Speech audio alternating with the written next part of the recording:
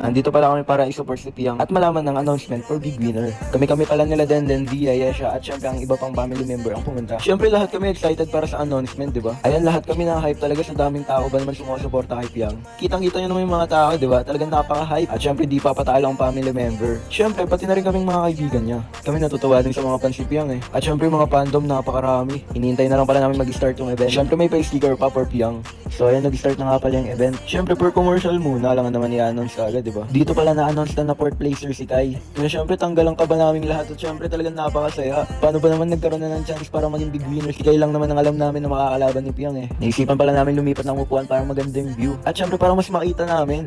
So ayun, natawag na rin pala si Colette dyan for 3rd placer. At syempre dito sa video ma-announce kung sino talaga ang big winner, kaya excited kaming lahat at kinakabahan at the same Nagulat time. na lang talaga kami nung tinawag yung pangalan ni Rin. Talaga naman napakasaya naming lahat dyan. Syempre big winner ng above natin.